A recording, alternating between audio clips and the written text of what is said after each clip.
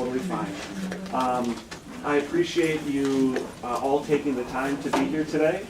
I think this is probably an example of why maybe it'd be a nice thing if Appleton built another library. Maybe we have a little bigger room to put Not this on. true. Oh. The use of the meeting rooms is only 29% Oh, of okay. the time. Okay. So 71% of the time their rooms are available. Gotcha. Okay. Yeah. There's a big room right up there. Yeah, I see that. I see that. But this is at least we can sit around the table. How are you guys doing? Oh, yeah. We got out in the hall. we got. Oh, hi, Connie. How are you doing? That's good though. This is more relational here. So are these empty seats right here? Yes. More Okay. hopeful people than you think. More helpful people? Hopeful that you will do what we want. Yeah, sure. The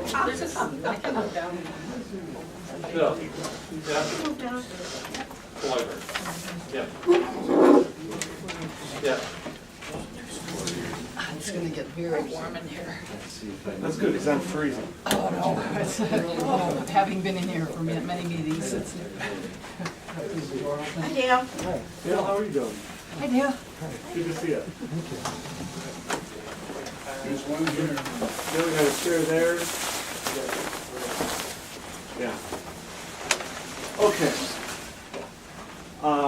So let me just say again, welcome everyone, and I know that some of you have to leave at different times today, so there's no issue with that. Whenever you have to go, just get up and go. We will certainly understand. I'm sure somebody will be ready to take your place.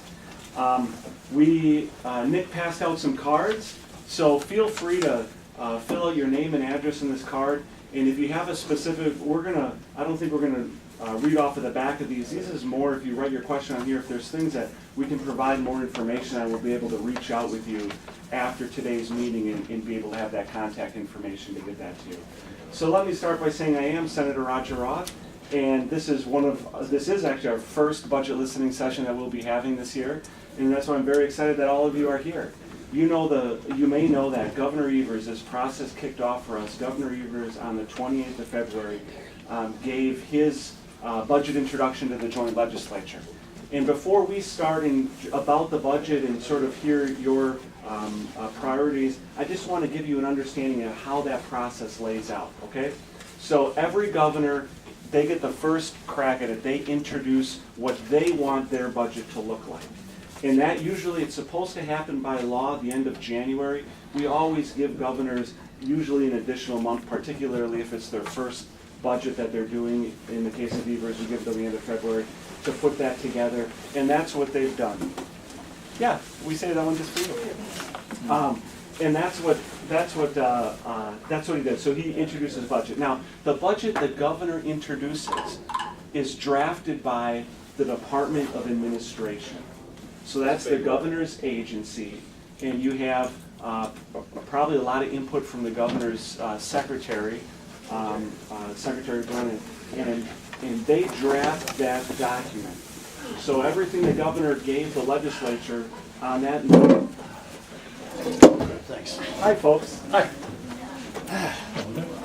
This is awesome. I wish we had That's a great idea. Let's do that. No, we're going to do this. We're going to, hi, how are you? We're just going to set some chairs up here. You have a fire code of 30 in here. 30, okay. 30. How many do we have? Yeah, I think You were almost there. Okay. Oh, and here's the piece. Good. Here, I'm just going to come back here. Morning, Nancy. Morning, neighbor. No, I think we're going to be good. Okay. I wanted to come down to this side of the room. Absolutely. Right in the shins. I know I can stand. Okay, so where was I going with that? Okay, so walking through the budget process. Hi, Chief. How are you doing? A little law and order. You're 30. they're guarding the door. You're number 30 on the fire code. So we were just walking through. You sit outside. We were just walking through kind of an overview of how the budget process works. So the governor introduces his budget first. I mentioned how that budget that he introduces is drafted by the Department of Administration. That's his agency. And the reason I mention that, this is the third budget that this is the third governor that I've worked under when it comes to budgets. And it's just important to know that what a governor introduces through Department of Administration, Governor Doyle, Governor Walker, and now Governor Evers, can differ, sometimes significantly, sometimes not, from what the Joint Fiscal Bureau budget document is, and we haven't gotten that yet. So we will be getting that from Fiscal Bureau at about the end of this month. It takes them about 4 weeks to take the governor's budget drafted by Department of Administration, work that through, and then they give us their budget at the end of the month. So we'll have that. Once that process starts, once the legislature receives that, then we'll be able to, the Joint Finance Committee will go around the state and have listening sessions across the state of Wisconsin on that budget document. Then they will sit down and they'll be meeting with the service agencies down in Madison. They'll have go through each part of that budget, and then about the May-June time frame is when the Joint Finance Committee starts putting together what will be the legislature's budget. So I just want you to understand the evolution that's going to happen between the governor's budget and when it finally gets to the budget. And I'm hopeful, our fiscal year ends at the end of June, so I'm hopeful that's when we're able to pass our budget. But that's the process that it'll go to, and then we'll have that budget document ready. That's a 2-year document. It's a biennial budget, that's correct. And we govern for 2 years, or we budget for 2 years at a time. So we'll be putting that document together. Now, in the midst of this whole 4-month process, Joint Fiscal Bureau is going to be coming and they're going to be giving us new revenue estimates in the month of May. So they gave us budget projections, and in Fiscal Bureau, they're kind of the accountants of the legislature. They're nonpartisan. They're the ones they're the number crunchers. And in January, they gave us a projection of what they thought our ending balance would be like from the end of this budget cycle. They're going to give us a revised estimate in the month of May. And they do that in the beginning of May just to give the legislature ample time to make any adjustments in our budget process before we get to that final enactment. So that's the process that this budget is going to go through. Now, here's some good news. I've been working with the co-chairs, who I know quite well. Alberta Darling, she's a senator, and Representative John Nygren from up in Marinette. And while I can't promise anything yet, I'm very hopeful that we're going to get a budget listening session for the Joint Finance Committee right here in the Fox Valley. So I'm pushing to have one. We've done them. Do you know that in like the last 40 years, there's only been one that's happened? Penny knows this. There's only been one that's happened, and that was over at Lawrence University. Lawrence University. There was one in Brilliant. There was one in Brilliant, but that's, that's close, I guess. Close. But we want one here. So I can't promise it's going to be Appleton. I can't promise it's going to be Neenah or Menasha, but my goal is to have one in either Appleton, Neenah, or Menasha, so that we have another opportunity to bring people together and let those on the budget writing committee, on the Joint Finance Committee, an opportunity to hear our voices and to hear your concerns.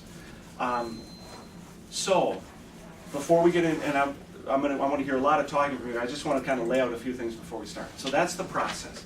Now, the governor in his budget, and I can't speak to any certainty on this again because we haven't gotten a document back from the Joint Fiscal Bureau yet, but he has, as far as we can tell, almost $7 billion in new spending in this budget. So about $1,100 for every man, woman, and child in the state of Wisconsin, new spending in this budget. Yet when we look at so that comes from a variety of ways. What are their taxes increased? Are there programs being cut? How do we accommodate? How do we get to that $7 billion in new money? And we really don't. While we know he's doing some things, he's removing the MAC credit, or he's scaling that down. That buys him about $300 million. We don't really know how he gets to that $7 billion in new spending yet. So. I guess from our point of view, or the view of a lot of the legislators that I serve with, we recognize that we have priorities in our state. We recognize that we have things that we need to invest revenues into. I think transportation would be one of those. Actually, in the governor's budget, certainly, I think of transportation as being separate from the rest of the budget, only in the sense that its funding mechanisms are largely different than the regular budget. The governor does have an 8 cents, as you may or may not know, 8-cent gas tax increase. He offsets that with a minimum markup repeal, So he's hoping, I don't know if it works out that way, but he's hoping that it would be budget neutral for the citizens of, or tax neutral rather, for the citizens of Wisconsin. So that's how he pays for the transportation side of it. But we have $2 billion in new money that is coming into the state of Wisconsin. It's actually 2.3 billion, but I figure about 2 billion because we have some requirements. We have to have statutory balances and so forth. So about 2 billion in new money we can spend without having to raise any taxes, just over the reforms we've passed over the last 8 years. And then we have about $600 million sitting right now in the general fund that we haven't spent yet, so to speak. So we have new money that we can spend and invest into Wisconsin without having to raise any taxes right now. And I think from the legislature's perspective, we probably are going to take that $7 billion in new spending that the governor wants, and we're probably going to bring that down more into line with CPI, which would be about a little over 3.2%, but that brings us in about that $2.6 billion number. That being said, so I threw a lot of stuff out at you. We talked a little bit about the process. Before we talk about individual budget items, does anybody have a question about the process at all? One, and then we'll come right to Could you clarify the $7 billion is over 2 years, correct? That's correct. This Not, it's $3.5 billion a year. That's correct. I just want to be sure that. Yep, you're correct. Clarify that. Thank Yep, you. that's over 2 years, that's correct. Yeah, okay. I lost you when you said that the budget hearings that the JFC will be doing will be on that budget. I wasn't sure what you meant by that. Oh, I appreciate you mentioning that. So, thank you. So the Fiscal Bureau is going to be traveling around the state doing these public hearings. When I say that budget, the only document that we have right now is the governor's budget. So that becomes the de facto budget that we work off of. But I'm glad you brought that up because I wanted to mention one more thing on that. You might have heard people saying that the legislature is going to take the governor's budget and throw it in the garbage can. And I want you to know that is not true. And I can say this having worked under now my third governor, both Republican and Democrats. The governor comes in, like I mentioned before, they present us with a budget. When the Joint Finance Committee sits down and votes on their budget and they'll take it piece by piece, starting in April and May and June. What they do, Joint Fiscal Bureau puts together options for them. And depending on what it is, whether it's prisons, reform, whether it's education, whether it's transportation, they might have as many, as few as say 4 options, as many as say 6.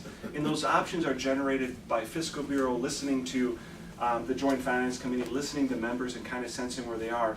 We allow them to give us options. One of those options is always the governor's position. So, and usually they put that is the first option, but it doesn't necessarily have to be.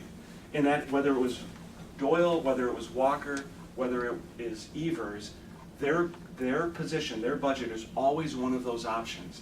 And that's how we build budgets. So we take a base budget, which is what we've done in the past, and then we take those options and they go piece by piece through the budget, always having an opportunity to go with the governor, always having an opportunity to go with other alternatives as well. Did that answer that question?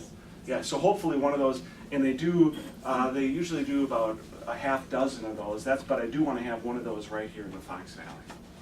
So, yes. Doesn't the governor also take input from his different departments, like Department of Transportation, Education? The governor does, absolutely. So, That's how he built the budget, isn't it? well, I mean, I can't speak to how he built the budget. It's a little more difficult when it's your first budget as a governor, though, because the budget recommendations, those are usually turning in September and October.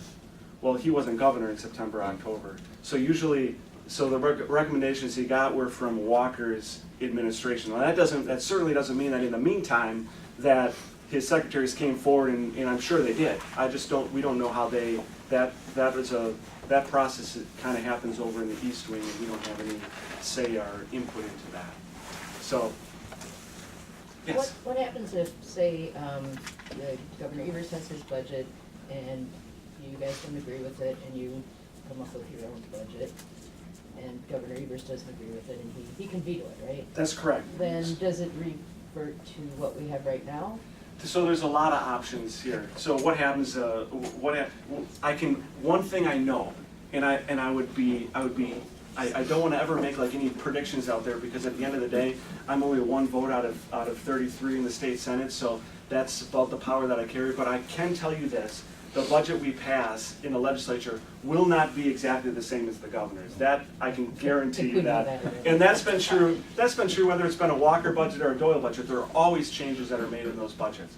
But what happens if there's difference? Well, if there's difference between the houses, so if the Assembly and the Senate each pass different versions of the budget, at that point it would go to a conference committee. And that conference committee would be made up, I believe it's 5 members from each house, and they work out a final document, and then it gets sent back to the houses, but they can't amend it. They can just vote for it up or down. That's probably not very likely. That does happen when the houses are split, but that's probably not a likely scenario for this budget. So the budget that we pass in the legislature most likely is going to be passed, the identical budget from both the Assembly and the Senate.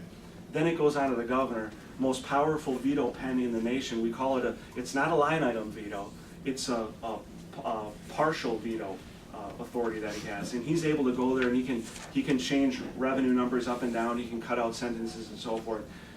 He has the option. I think Tommy Thompson actually holds the record for the most vetoes in a budget, and that came in at 1,000. In fact, they say that the old story is in his budget that he had 900, and his staff told him, Governor, you have 996 vetoes. And he said, find me more vetoes. I want to have 1,000. So they went in there and they cut out like 70 pages just to give him of the budget, his 1,000 vetoes. So Governor Evers, so at that point, he can reject it in full. He can come forth and say, I don't want this budget, and he can veto it in its entirety.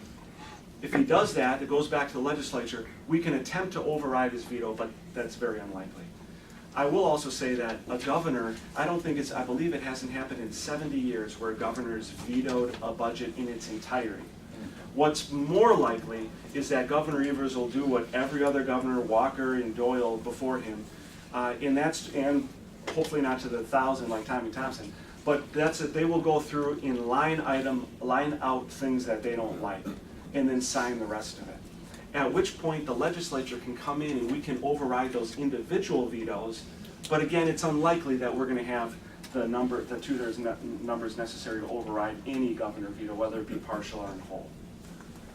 Yes, Dale? Just wanted to say one thing, that when Governor Evers did go around the state in November and had public hearings. Yeah. So this budget, as you mentioned, even when he presented the budget at the end of February, he did say that he listened to people. So I think that's a very important point that has to be made, that yes, possibly department heads gave him input, but he listened to people, which is something very important to keep in mind. Yeah, no, he showed us a video at his That's right, he did. his address. Amanda remembers that. Amanda Stuck, by the way, I know many of you know her. She's the state representative from right here in Appleton, and a former representative, Penny Bernard Shaver, who's here. And I had heard that Dave Murphy might be stopping by. I don't see him here. He can't get in. He's up in the section. There's a question here. Yes, sir. John Goslin from Appleton. Just a couple points. Wow, John, speak loudly, please. Sure. A couple points. You're the leader of the Senate. I'm a leader in the Senate. I'm not, the majority leader is the leader of the Senate. Yeah, I'm the presiding officer of the Senate. Presiding officer of the Senate. Yes, correct. So you were kind of critical about the budget that Governor Evers talked about. Okay. Yeah, that's fair to say. Okay. Bless you. Thank you. Republicans hold how much of a majority right now? In the state Senate, we have 19 seats. Out of 33. Out of 33. And in the state assembly, 63. 63, yeah. Is that 2/3? No, Pretty close. not enough. Yeah, not enough. Okay. Yeah. Okay. Too much. So, my card was turned in. I have 3 things to mention. Republicans always talk about returning to local control. That being said, would you show leadership on reducing the speed limit to 55, to make the school funding formula fair across the state, and give school districts support if they choose to enhance their services and or calendar? Okay, what do you mean by enhance their calendar? Just make it a different calendar, more. Oh, like year-round change the calendar. school start time and so Yes. forth? Okay. Yes. Let me answer your questions, and then I just want to, if there was any more on the process, and then we'll get into specific things. Let me just answer his quick, and then we'll get it. Just on the process, to remind people that I think Thompson holds the budget for the longest budget and going till October. But if it goes past the June 1st time period, the government doesn't shut down, it goes with the old budget. Yeah, the old budget stays back until we pass a new budget, that's correct. On the speed limit, I had a great meeting with Secretary Craig Thompson a couple of weeks ago, and just was working through him some of the priorities for the 19th Senate District as I see them, some transportation priorities.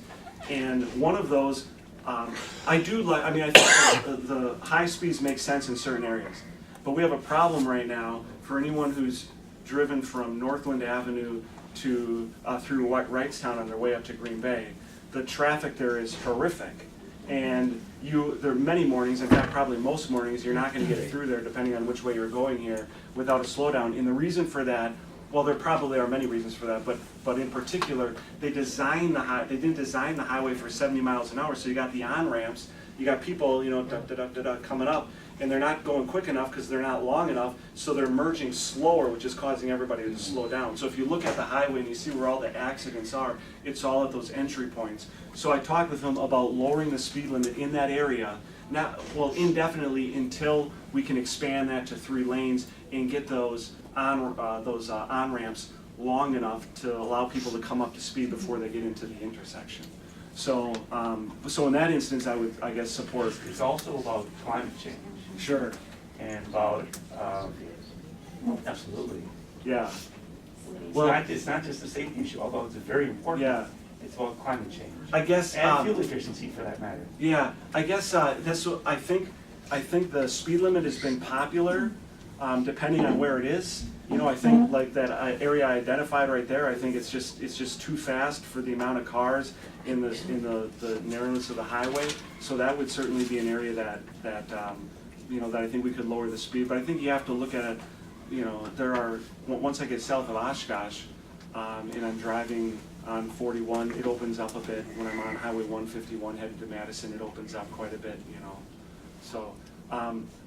We're going to get into, were there any more things on process, and then we're just going to take on anything else on process?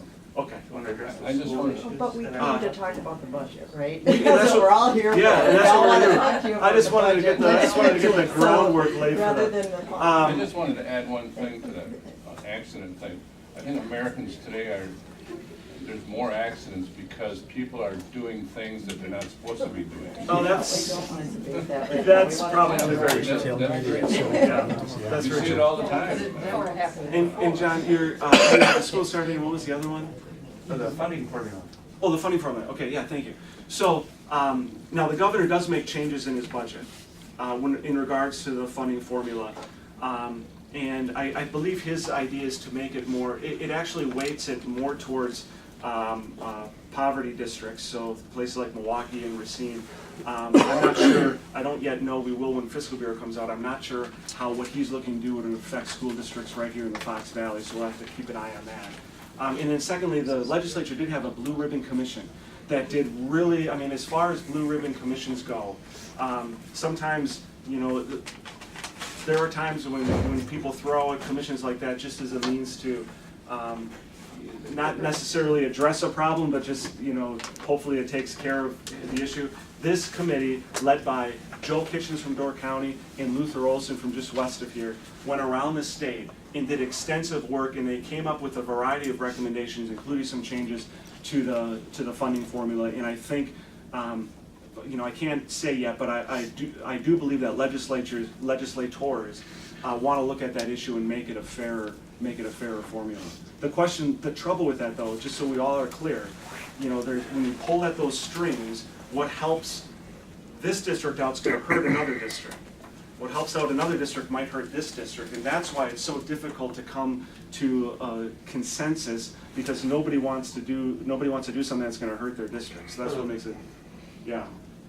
It's complicated, but I think that if we address it at a poverty level, Appleton's district numbers keep going up. Okay, Appleton's poverty rate. Poverty rate, okay. Poverty rate, yes. It Yeah. keeps going up and up and up. And so more of the aid should go toward higher poverty districts than to non-poverty districts. That is addressed in the budget, by the way. That, it is. The governor does address that, absolutely. But I don't know if that helps out our district though, is what I'm saying. I don't know if that helps out the 19th Senate district. Sure it would. I don't know that. More resources go toward the folks who. No, he's helping out, I know it helps out Madison, Milwaukee, Racine, and Green Bay, but I'm not sure if, and we will know because Fiscal Bureau will know how it affects every school district, but we don't know for certain if that would help us or hurt us yet. Yeah. Yeah. Yes, Can I go back to the transportation? Sure, for a please. moment? Governor Evers had a special task force on transportation. One of the things they discussed was that studies show just adding another lane or building another highway doesn't solve the congestion problem. right, Because more people will come and drive there. right. So we need to look at other possibilities, like transit. Now, I'm almost 73 years old, and there's a lot of other people my age and older. I've been in 2 auto accidents in the last 18 months. Now, I'm not claiming they were all my fault, but people my age do have more problems.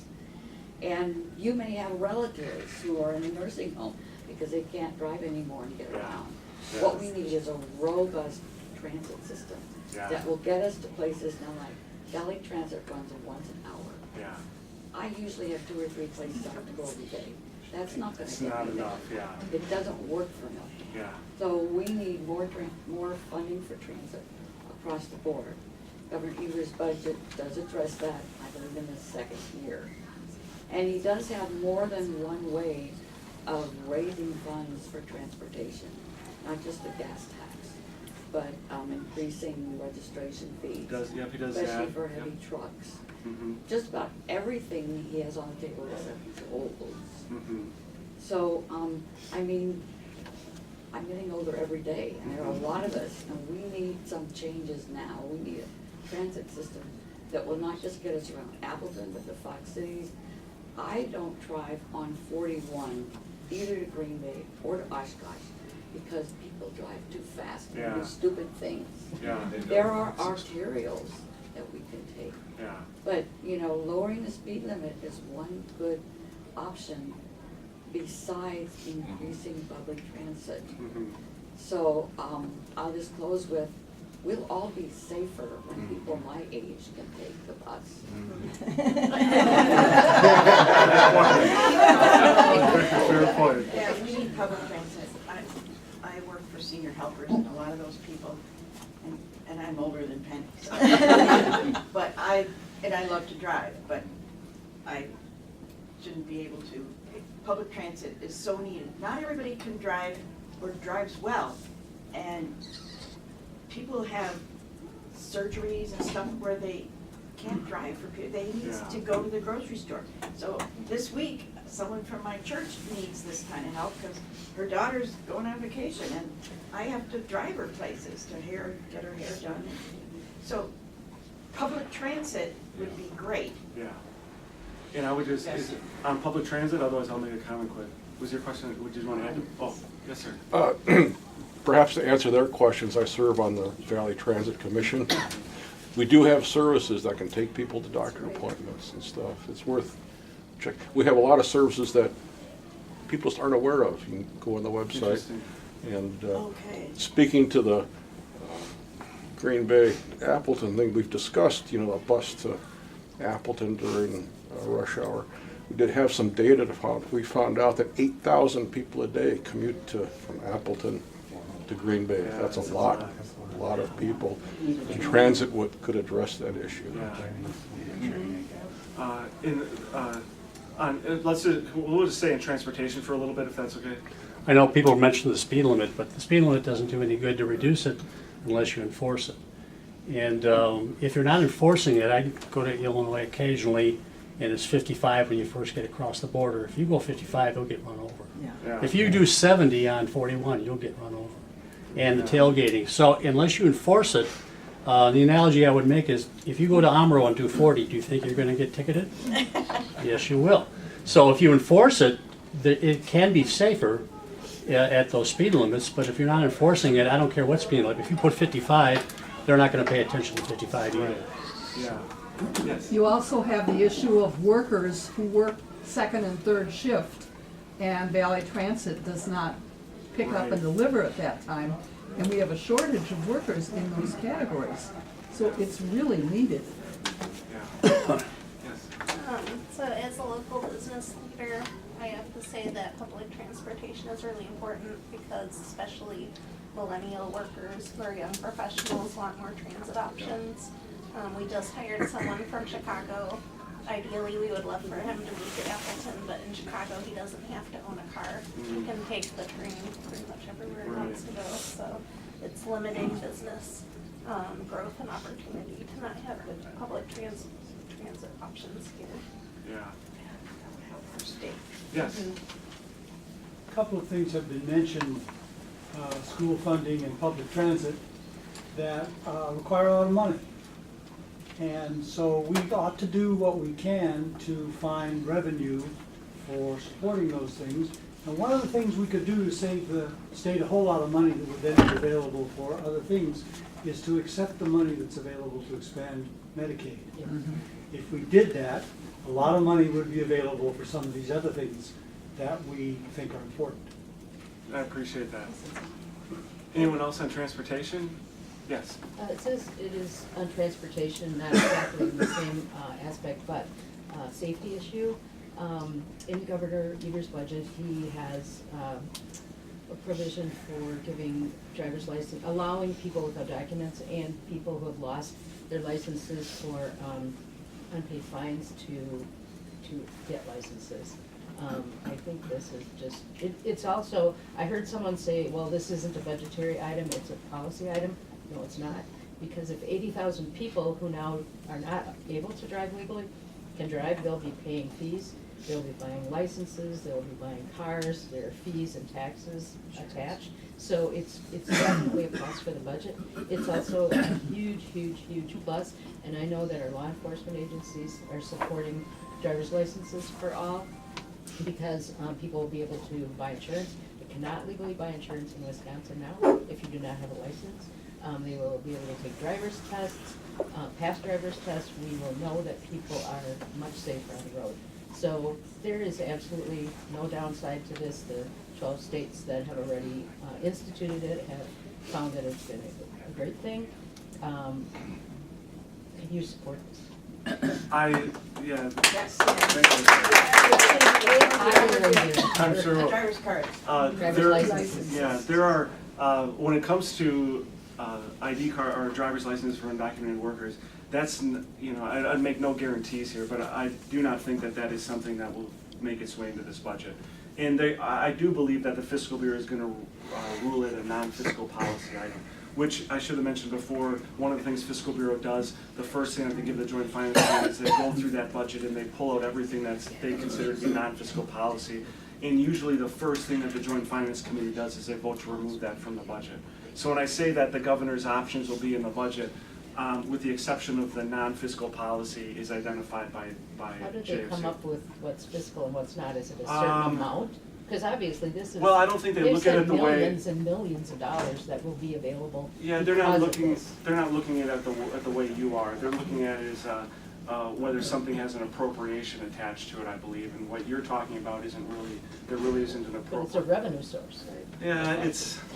Yeah, maybe they come in and say it is. I doubt they will. So where do you But- stand on that issue? Well, I sympathize. Let me just say I sympathize. And I was at, where was I? I was at this wonderful, yeah, I was at this wonderful event, and that we had last fall. Yeah, that's correct. So I absolutely sympathize with that, and I understand that. I've got, as a home builder, I've got lots of friends in the construction industry who rely heavily, believe it or not, on undocumented. I shouldn't say that that they're relying on undocumented labor. It's possible that they're relying on undocumented. Hi, yes, ma'am. Well, first I want to say thank you so much for being here. And personally, this is the first time I met you in person. And thank you so much for taking the time to write that to my son, Christian Munguia. And you write some letters to him, and I really appreciate it because it helps him to improve and everything. Second one, I've been living here for almost 15 years in this area. I don't have driver license because I'm not able to get it. Maybe you ask why. I went to the DMV in 2005. Around it, Wisconsin canceled driver license for undocumented people. I am undocumented, and I'm not afraid to say it because I've been living here for so long. So my question to you, I know the policy and government, I don't understand. We are humans and we deserve to live that way everyone lives. And I'm here because I have 5 kids. One is in college already. This one is graduating this summer. And I had to be driving around every day. And you guys are worried about money for funding for transportation. I will be willing to pay for everyone else here in this room the money besides a company that I pay insurance, and when I get in a car accident, they're not gonna pay me back anything because I'm not allowed to get anything because I don't have valid driver license. This is not something that I want to do it. I do it because it's the only way to survive in this area. You might ask why I don't have documents. When I came here, I was 19 years old. I was a teenager. And you know when you're a teenager, you just think everything is gonna be easy and it's gonna be fun. And who cares who the parents say when you are a teenager? But finally, I'm 38, and I find out this is United States. You have to learn the language, you have to get a job, and you have to survive. How do you do that? Believing in God. Every day, your faith is first. But today I'm here because I know it's been a lot in the news and saying undocumented people is dangerous. I can tell you I've been living here and you never even noticed. So that means I've been driving around with no driver license, and I'm afraid to say to him because he knows.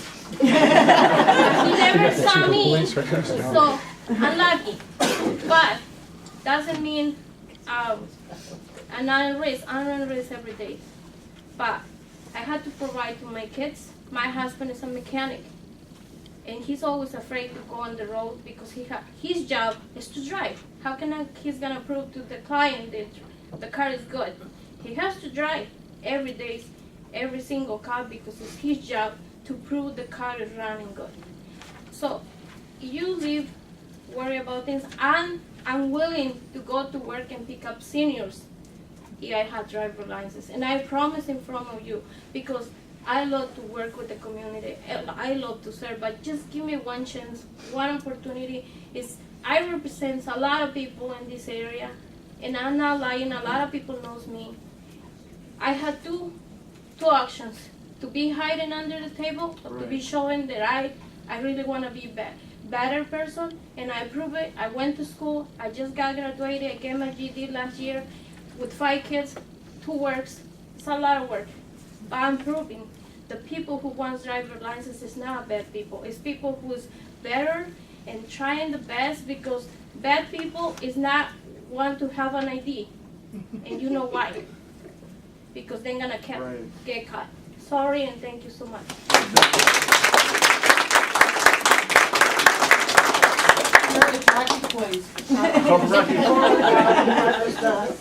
Thank you, I appreciate that. We'll set that There there. really isn't a downside. No, There is no downside. Yeah.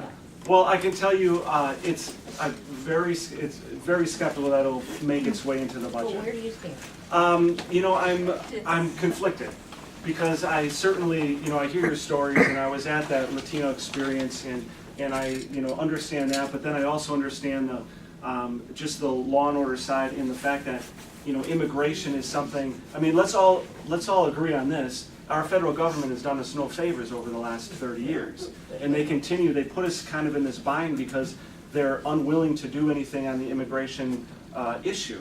They're unwilling to do really anything. And But we have local control, which means, as a state, we can join the 12 others who have already done this. The one immediately south of us, no problems, because they allow people with no documents to drive. The law and order side of this is actually, the law and order side of this is actually an accident. It's, The fact that undocumented immigrants can't get driver's licenses is an unintended consequence of the Real ID Act. Yeah. Undocumented immigrants used to have no problem getting driver's licenses because driver's licenses were just that. They were, and so, but then when the Real ID Act passed at the federal level, suddenly it became difficult for states to grant driver's licenses to undocumented immigrants. Yeah. So when we talk about the law and order issue here, what we should really be talking about is how do we go about correcting for an unintended consequence in a law that was passed for reasons that had nothing to do with the people involved. Yeah. Yes. Well, yes, yeah. Could the chief of police make a comment about that if he's still here? I don't want to tell. Well, I force him I to think if we he wanted would to. like to hear. We'd like to hear from him. because, Certainly. Here he is. That's our answer. I'll never run for office, let's put it that way, God bless you.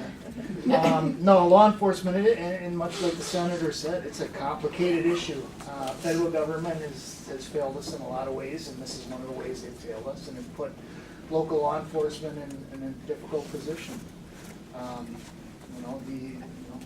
Much, she said it beautifully, and that's a story that I think everybody that's in this room has probably heard many times before. And we don't want to be put in that position.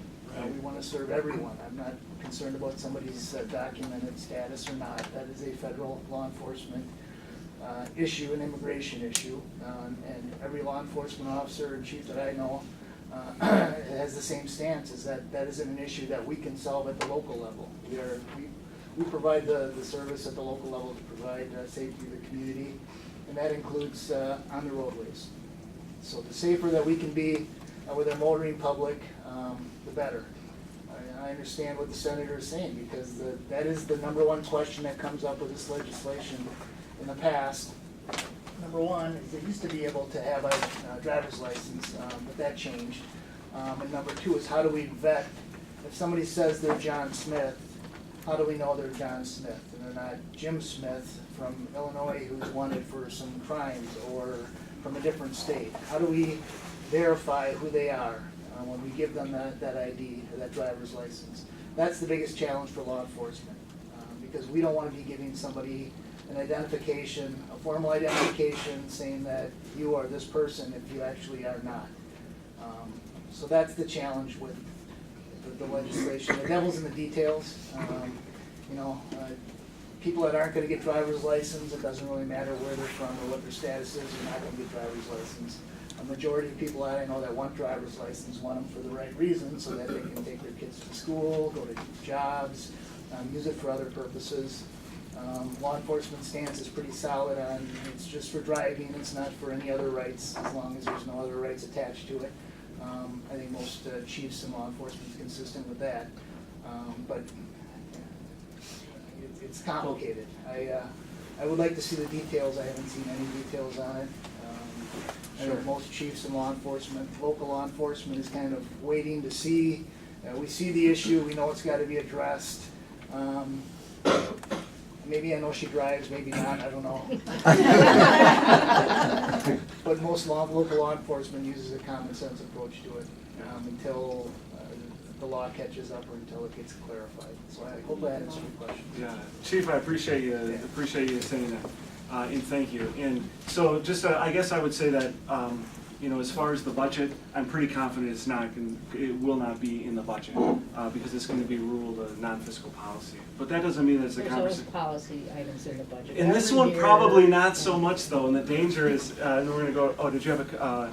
Well, I just would ask you to be careful about ruling things out because they're non-fiscal, because in the past, Republicans have left many non-fiscal items in the budget. Oh, there are. So I don't mean to say that there are policy items that pass in the budget. No, that happens all the time. I just don't think in this scenario, and the reason being, the reason I don't think you're going to see non-fiscal policy in this budget is because if you pass a bill doesn't have appropriation tied to it and you send it to the governor's desk, they don't have the ability to line item veto and change that document. They can certainly veto the document, but they lose that power. So when you put non-fiscal policy inside of an appropriation document, any governor has the four corners of that document that they can change word or delete sentences and so forth and change the dynamic of it. And there is no you know, I know Penny, you know this, you talk to Fiscal Bureau, Bob Lane, you can't veto-proof a document. I don't care what you just have no idea how they can go through and change it around, and that's why I don't think you're gonna see that non-fiscal policy in this budget.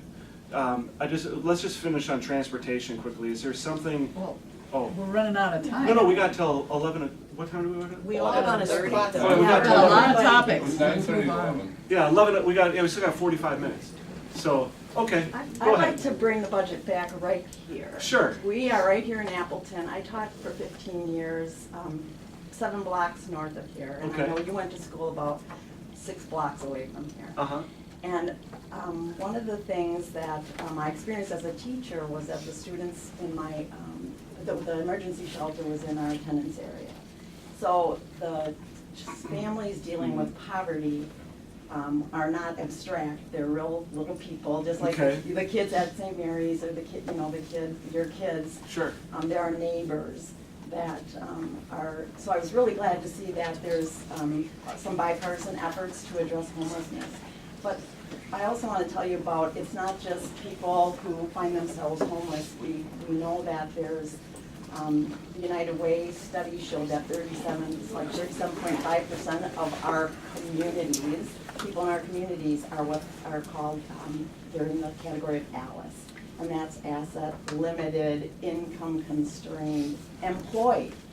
And I think of a family in particular where when I was teaching at Columbus, we had maybe up to 89% of kids who qualified for free and reduced lunch. Mm-hmm. And we had students in our classes that were at the emergency shelter, now known as Pillars. So we were careful if my small group from church would serve a meal there. If I had a student in my class who was experiencing homelessness at the time, you know, I tried to stay in the back of the kitchen, or you didn't want to put families on the spot, because in all my years of teaching, I never met a family that didn't want to take care of their children. Mm-hmm. Everyone wants to be able to provide for their children, and it's horrible for families when they can't. So even 5 years after retiring, I'm at the emergency shelter, and here's in the line one of my former families. And the kids were very happy to see me, I was happy to see them, but not there. Yeah, right. This is an Alice family, you know, one mishap that put them over the edge and they lose their home. But we have, now think about that, 37.5%, besides a huge percentage of our kids who are living in poverty, we have that layer that are just a step away. So we have so many children who are they're food insecure, housing insecure, and their family, the stress that puts on their families is horrendous. So they're not coming to school ready to learn. I would like to talk to you about the stewardship factor. Okay. That you probably learned at St. Mary's, and I learned at St. Mary Grady in Madison. Okay. And that's like, use your resources wisely. We're not setting up people for success. So we have workforce shortages. We have, we're spending our money incorrectly. We're trying to remediate problems that could have been avoided. To me, that's not good stewardship. So rather than thinking of, in the governor's proposed budget, there are all kinds of ideas of how to just bring people up to a basic health and stability level. We're not talking about thriving or enriching, we're talking about food, shelter, healthcare, education. These are basics. You know what you want for your children. This is what every parent wants for their children, and we're talking right here, this neighborhood. Yeah. This neighborhood. In Ashland. This is Appleton. Appleton we can do better than this if we're good stewards and invest in children. It's our It's not moral, only Appleton, it's our moral obligation. Sure. It's a human obligation to take care of children. The basics have to be there. And I think about the difference. The family I was telling you about, very similar to my family, working class, but my dad had a living wage, and he was, when we hit a bump, he had health care. So if we take away that scaffolding, all of a sudden we have 37.5% in the ALICE category. We've been taking away the supports that let people weather the storms that are inevitable in any family. So I would really ask you to look at the budget from that stewardship lens of where does it make sense to invest, and children are the place. So there's tons of provisions in the education budget. We have a bump for, there's an extra way to address schools with a high poverty level. Because we know the so-called failing schools, it's really failed neighborhoods, failed society that's not getting kids ready to learn. There's things to help kids have and I'll need to let some other people in the room who I know more about this talk about the early childhood experiences, because we're not taking care of children or putting them in this precarious situation when it's critical brain development time. And we're putting families in a position where they can't help kids be their best potential self because of those early childhood years. We're putting them in insecure, stress, toxic stress. So we need to be good stewards. Okay, thank you. And you could raise taxes to take care of the children. So some of the other provisions like dental care is another, the dental provision. Only 30% of low-income children who are on Badger Care are getting dental care. Yeah. So we have this huge increase in, there's emergency room visits for preventable oral health care. Why would we spend our money there and have children lose teeth? Yeah. For the rest, they lose their teeth, they're gone. When we could have made sure that they have access to dental care. This is just good stewardship. So there's lots of provisions where we're needing to go back and fix our the way we've been foolish, and thinking we can, just let everyone fend for themselves on very low wages, and it's not working. Okay, thank you. Yes. Another plea for families. I'm Kathy Thompson. I'm on the Allegheny County Board on the Health and Human Services Committee, and I'm working on overdose prevention. And the opioid meth crisis that we're facing is really, is just really devastating families in our area. We've gone from 40 kids in out-of-home detention, where they take the kids out of the home if the parents are addicts and to focus on recovery. And that's ballooned to 220 in just the last 2 years.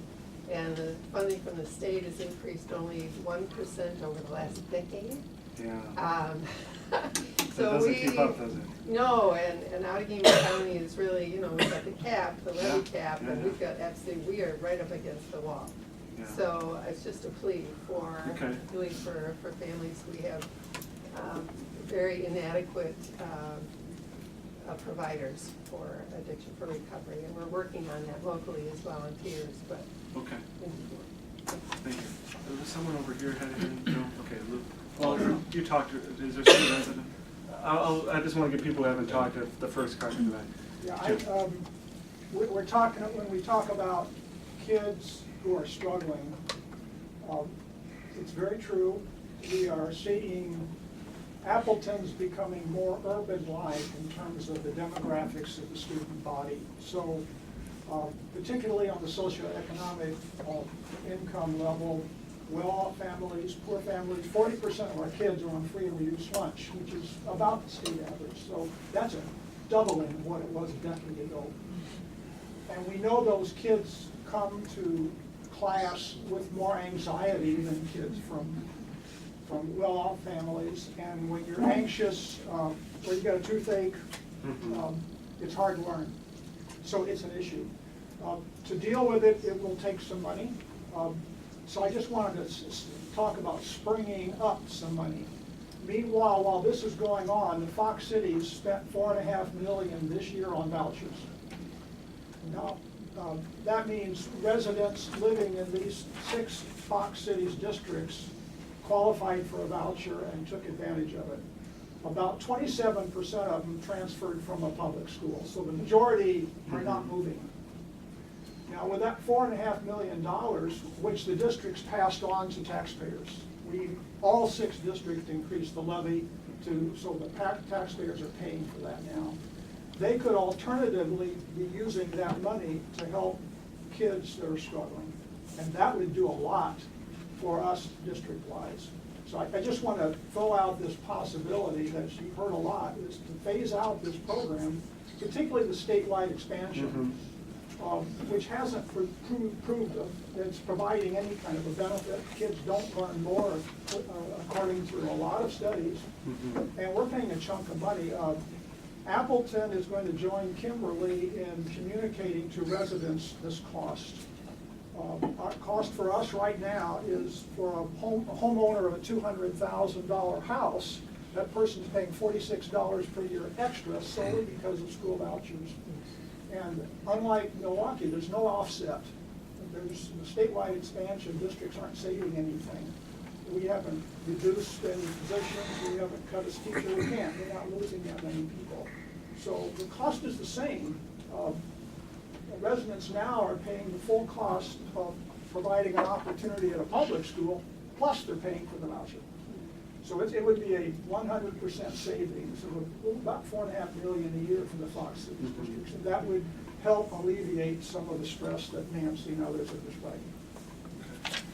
Well, I just wanted to add in terms of, I mentor in the Oshkosh Correctional on Thursdays. Those are inmates that do not have their GEDs. I'm also a member of circles of support, and these are the individuals that are coming out of our prison systems. And many, or most of them, I would say, have had poverty in their backgrounds. So it seems to me that when is it better to attack those issues on the front end?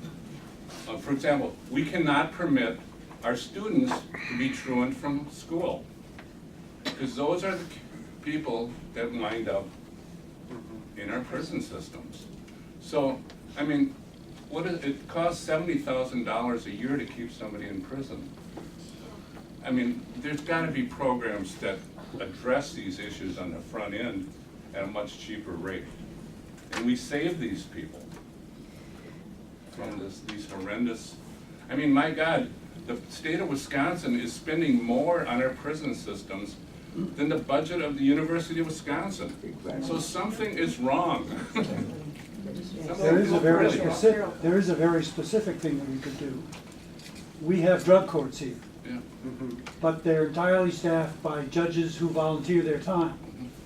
If we funded positions for judges in drug courts, we could do alternative diversion kinds of programs for people rather than sending them to prison. And we could do it with more people. Yeah, all the stuff we mentioned today are things that the people want. And the reason the budget is, what, $707 million more is because we haven't been addressing those the last years. All of these needs we see as important to the people. So I think besides listening to what we have to say, we need some action. We need some action. You know, as a parent, you know, your kids know when something is not fair, right? They'll let you know. So that's why some of us are here. When things are not fair, the people know it. And when we see things happening, when we know people support these various programs and nothing happens, it's not fair.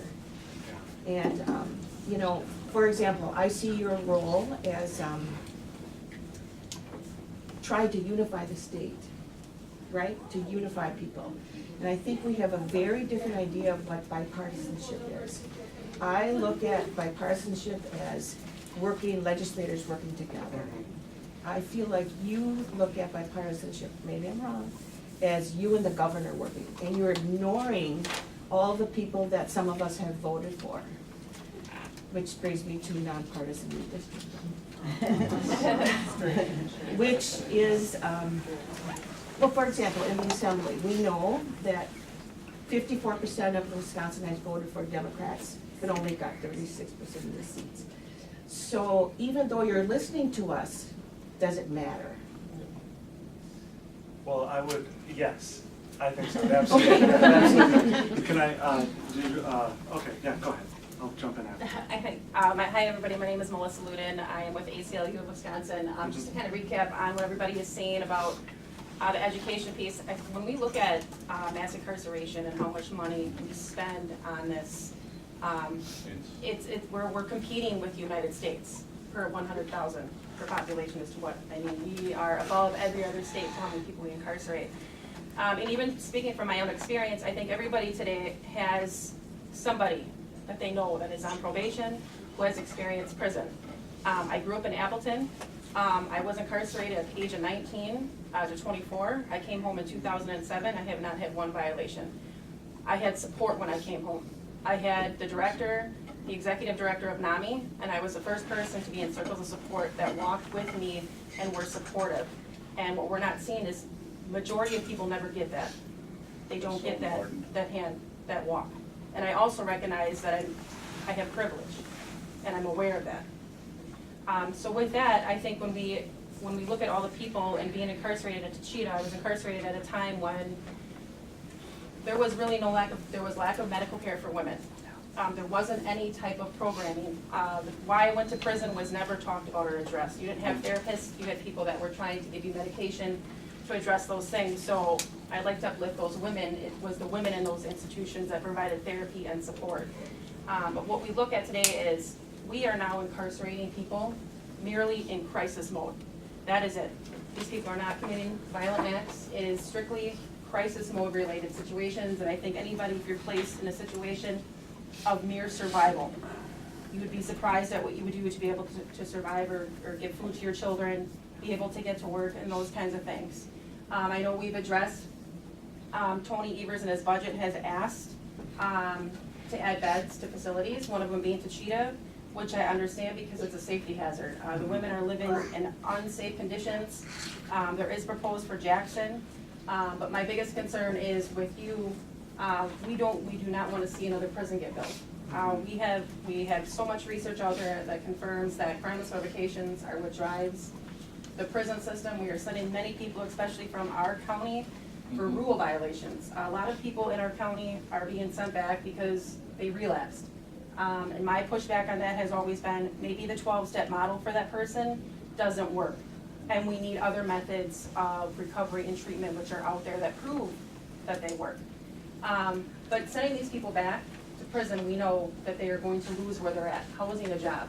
They go back to prison, that doesn't mean they're going to get treatment. We have 750 beds with 1,500 people on a waiting list. Well, the staffing in the prisons, people have Right. left in droves. Because of the pay. Yeah.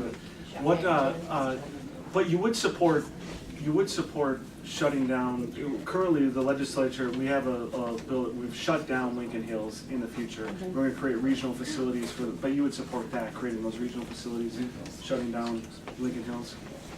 In the support, as long as, yeah. Yeah, but you're saying don't build We are not looking at a building brand new prison looking to in, yeah. reduce, when we can reduce Got the it. population that we have. Okay. I'm sorry, and then I see you. Yep, I see. Building on what Melissa was saying, I'm Ronna Swift. I taught at Oshkosh Correctional for 15 years. I'm obviously retired. Thank you for having the sessions. Yeah. However, you're having them during the day when, look around, you've got a lot of gray here, you've got some younger people who have taken off time from work, or work has given them permission to come, or they're presently unemployed. Please, a Saturday session, an evening Yeah. session would be very, very helpful. Now, If I can just jump in, I appreciate that. You are the people I wanted to talk to, which is why I had this one today. But I hold listening sessions at all different times of the day. I've had them morning, noon, and night, and the people who can't come to them obviously are upset if, depending on how the schedules go. I will continue to have them at all times of the day.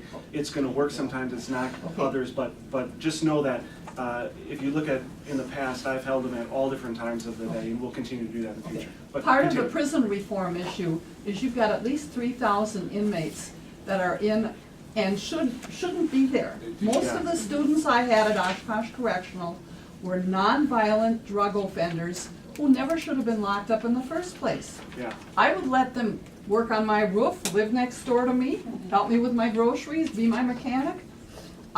you know, I was safer there than I am walking around, basically, and not because of the guards, but because the people I had were in school getting their GEDs. I taught the jobs and health class, but earned release needs to be reinstated. It's ridiculous that our priorities, the priorities for the previous 8 years, which you marched in step with, lockstep on the votes, had different priorities. To me, they were short-term solutions or control of our money and our priorities.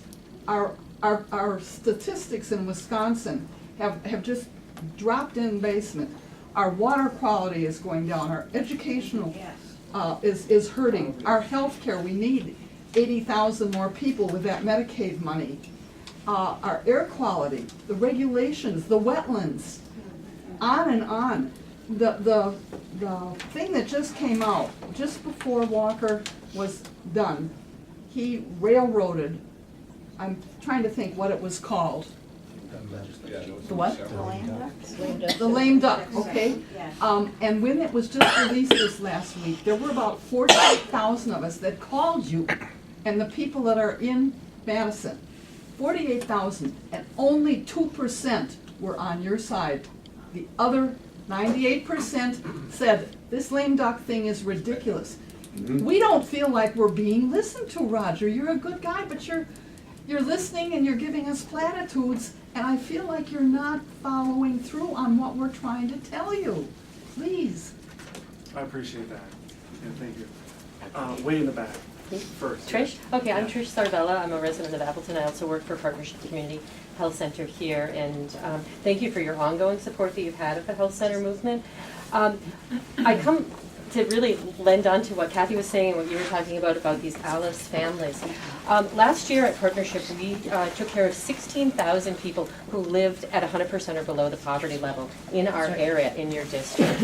One of the main challenges that these people had, not only accessing health care, was dental care. And particularly for adults who were 101% over poverty level and were not offered a dental benefit at their employment, and we know that the marketplace insurance doesn't offer dental.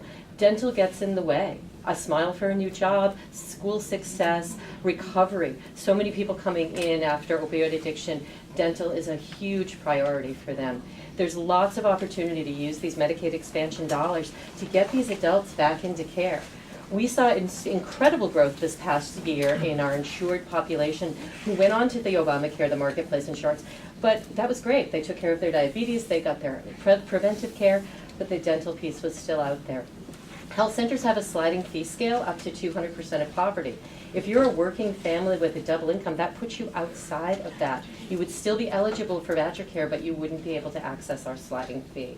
So we really implore that you move forward on looking at the dental therapy programs, looking at ongoing support for community health centers, and continue to look at the opportunities to reinvest in our state, in our families, by really expanding Medicaid. There's no way around it. We have worked the yeoman's job since 2013 when we were handed the ACA to ensure we move this population from about an 11% insurance rate to less than 3% for eligible adults. Partnership along with community partners have really done this in this area.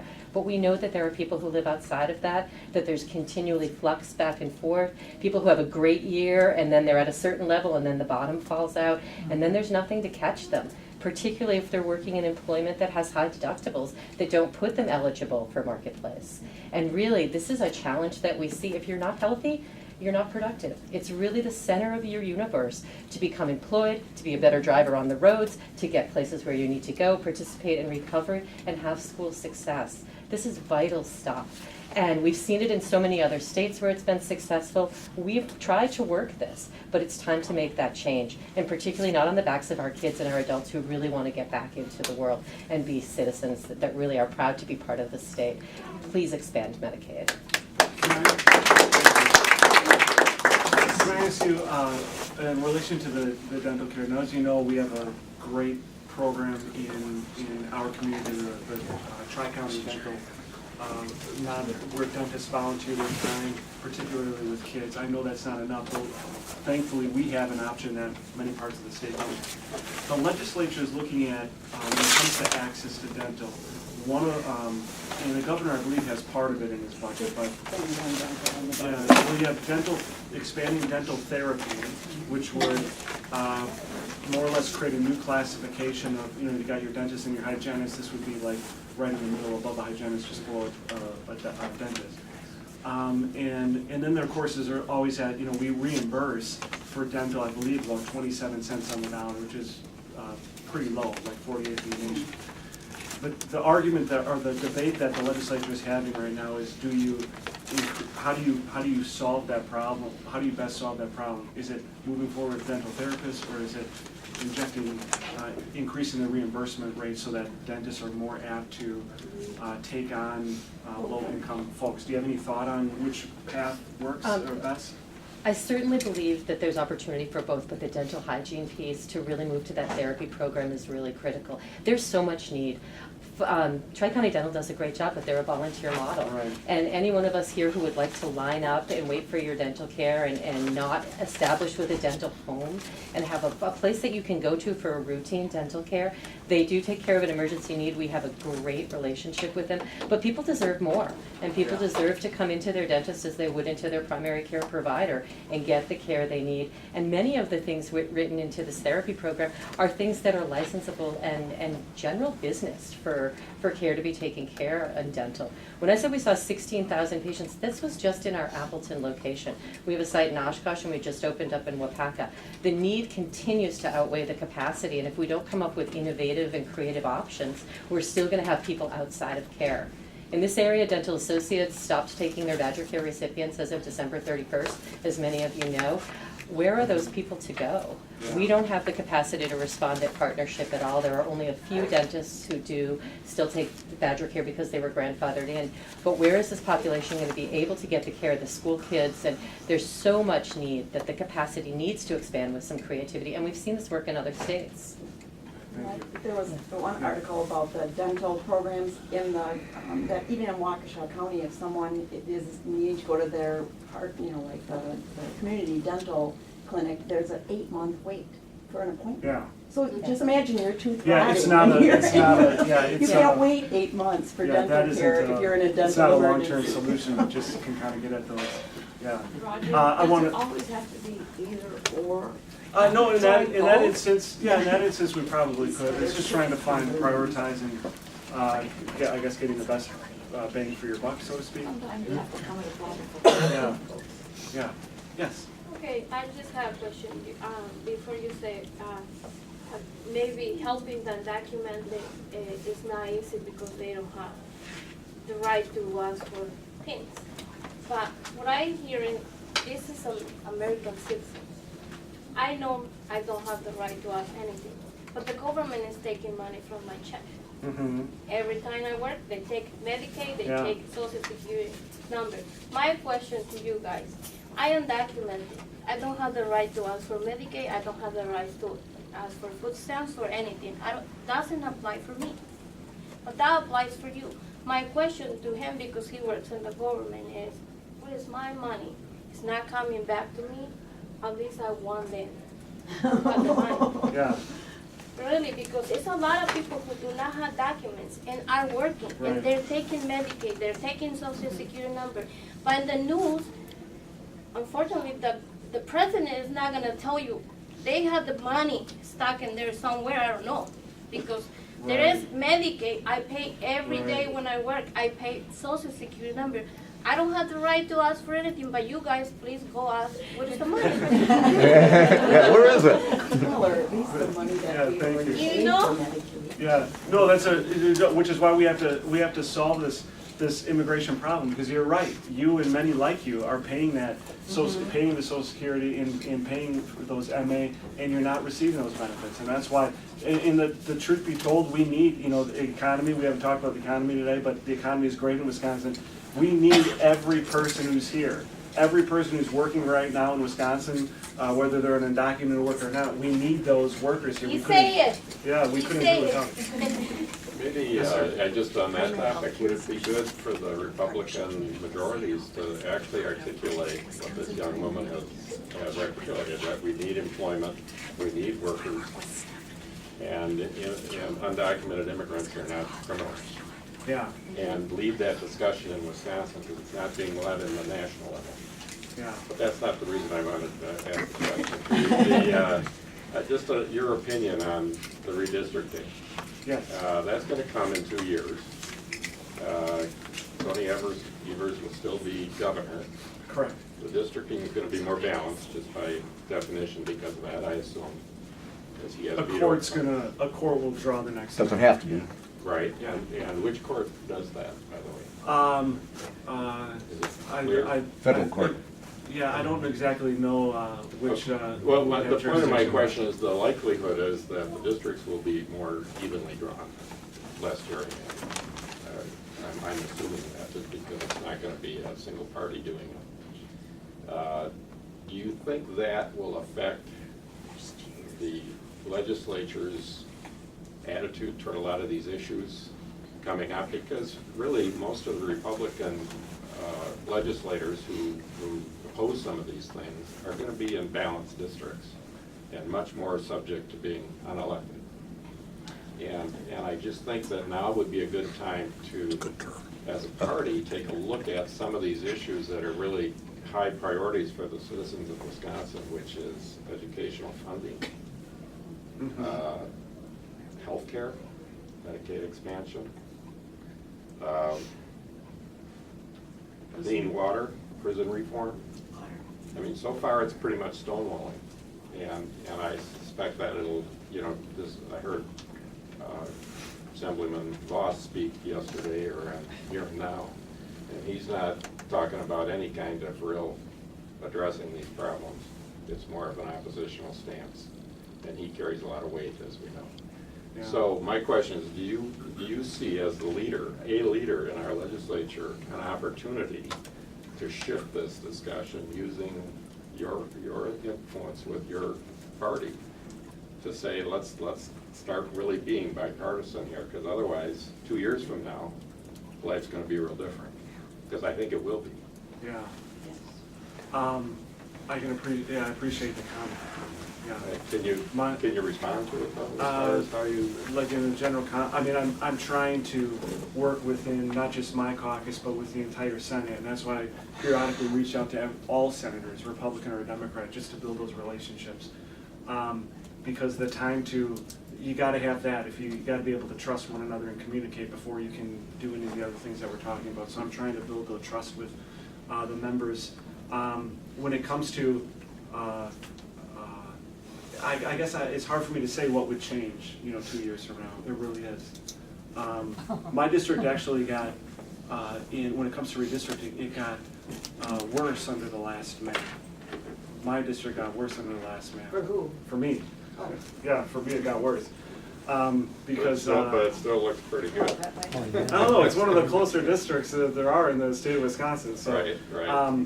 I won last election with about just under 54% of the vote, at a time when Tammy Baldwin won my district with about 54% of the vote. So it just goes to show you that there are, I couldn't win without some people who voted for Tammy Baldwin voting for me, and Tammy Baldwin couldn't win without some people who voted for me voting for her. So it's more, it's a little, I don't know, deeper than that, I guess. Yeah, I know. Sure. I could jump in. Oh, I want to follow up on his point, though, please. I'm on the county board, so I'm not representing Outagamie County Board. Sure. In the budget is a legislation for the Legislative Fiscal Bureau, a reference bureau, to draw the maps. The maps then would be reviewed by the head of the Senate, the head of the Assembly, and the Republicans, and 2 people from the Democrat, and then they would choose a leader of that group. You have an opportunity to get rid of this arcane, politically motivated redistricting system, and that's what it is. 1.3 million people voted for Democrats in the Assembly. 1.1 voted for Republicans. Yet, we have 63 Assembly reps and 36 Democrats. a lot of that- Anybody who looks at this says, this is crazy. This is impossible for this to happen, no matter how you justify it, no matter how you look at it. You gerrymandered the districts in 2011 in secret. You did it in secret, you didn't put it out in the public, and then we lived with that system for the last 8 years. So, And my suggestion is, please support this method of redistricting that's proposed by Governor Evers. It'll bring balance to the state. We are a divided society. We can bring this back to a state that truly recognizes that we're blue and red and purple from time to time. It is not in our legislature now. And I'm asking you to please carefully review this, because this can have a significant impact. I have gone to these public hearings around the state and listened in. 95 to 98% of the people that come to those public hearings, they are all in favor of changes in our school system, in our roads, in our health care, and nothing happens. So I'm asking you, please, and I'm going to leave this with you, more detail on this, but the people support this around the state. Okay? So, and I appreciate that. The one thing that the governor does have redistricting in his budget, but that again is going to fall into that category of non-fiscal policy. No, it's $10,000. There's money set aside. It's a fiscal item. I'm Please. pretty sure that they're going to rule it non-fiscal policy. So I'm just saying that as a means. But that it's not going to be part of it. then you can bring it back as a legislature. And this, I just want to say one thing. I wasn't around in 2011, so I know when you said you did this, you were referring to The Republican Party. Yeah. Excuse me. I In was 2011, Yeah, I you was- said you were in the Doyle administration. Yeah, Doyle was governor. Doyle was done in 2000. Yeah, he ended in January of 2011 Right, and you said you were in the legislature prior to that, right?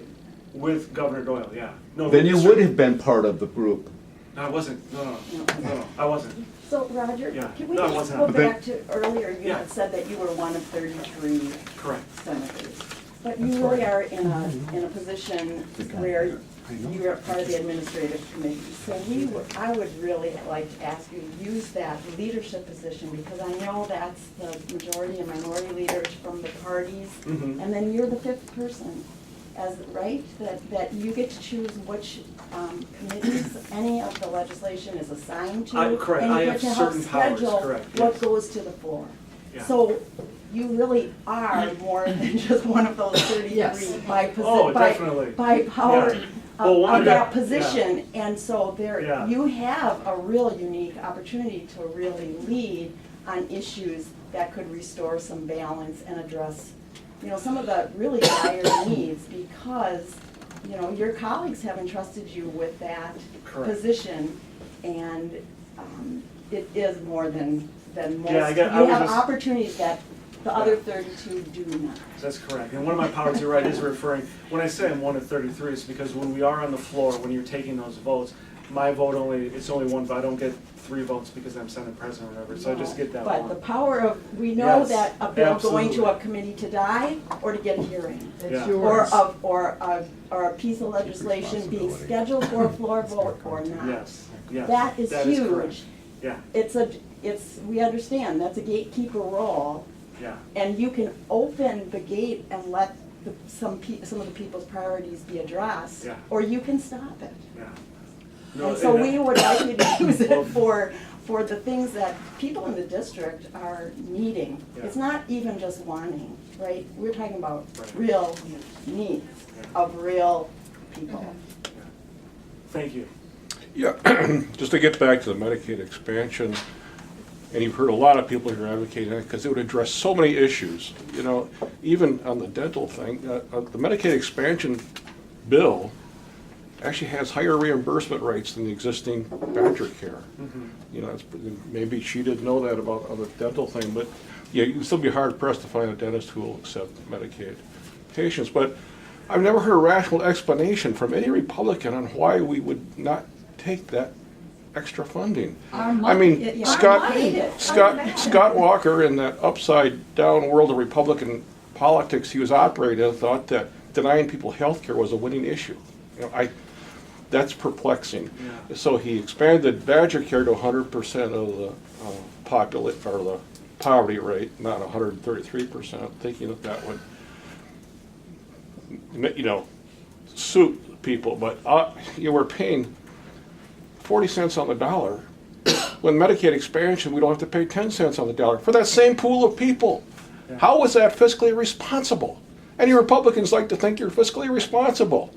Yeah. You're throwing away good money after bad, or bad money after good, or whatever the saying is. Our money, our taxpayers, we've already It paid makes it. no sense. It's our money that we want back. And then to Paying boot, double. 85,000 more people, families would be covered. Yeah.